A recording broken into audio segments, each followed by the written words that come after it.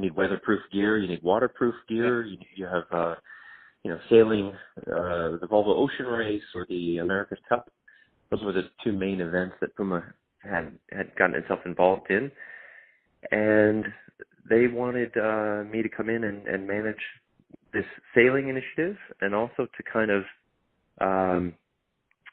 take the sailing initiative and translate it into an outdoor category for them. So a performance outdoor apparel, footwear, and gear category.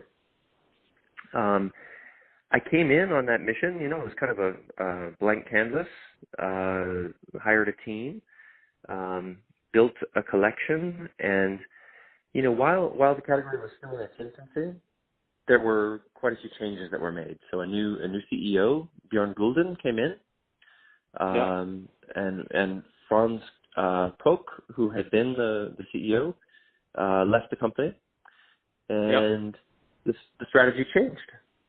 So the strategy, which, to be perfectly honest, sorry, Tobin, to interrupt you. But so please. when did you join Puma? Which year? So I joined in 2011. Okay, so you were there 2 years before Bjorn, basically. Yep, gotcha. Yeah. Okay. And so what I can say is that I think that Bjorn probably had a much more realistic vision for the brand, to be totally honest. And so the strategic direction changed.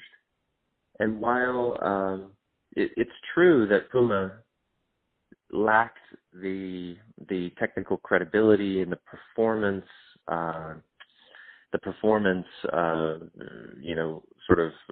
know-how that Nike, Under Armour, and Adidas were demonstrating at the time, Puma was doing a lot of things. I mean, sailing, to be totally honest, I don't think sailing made much sense for Puma. I think it was not really a strategic, not really a good strategy for the brand. So when Bjorn came in, sailing was abandoned. Rugby, cricket, some other sort of call it distractions. Ancillary projects were abandoned. Yeah, and so he came in. He did some cost cutting. I think Puma had been very successful, maybe say in the early 2000s, and had probably overinvested in certain types of infrastructure. In Vietnam, there was a large complex that was built. So he divested in certain things that I think made sense. Bjorn is more of a product guy than Franz had been. And I think Franz, came from kind of a consulting background. Bjorn came from a product background. And Bjorn kind of stepped in and made some common sense decisions. He cut costs. He refocused the brand on the basics. So he focused on soccer. He focused on running and Formula Ones, the things that were working well at Puma. And he took the money that was being spent on infrastructure and certain distracting activities like sailing and maybe rugby or whatever, and applied that to marketing.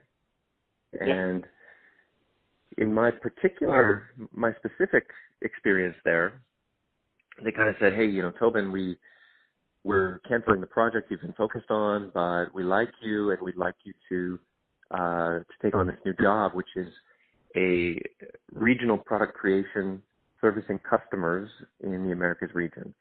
And the significance, I think, of that is that the brand under Bjorn, he basically said, look, we need to be as commercial as possible. We need to focus on the customer. And so we're going to establish regional creation centers. So mine was the Americas region. There was one in Asia out of Tokyo, and there was one in Europe out of Herzog. And so they basically said, we're going to focus on soccer, we're going to focus on running, we're going to focus on Formula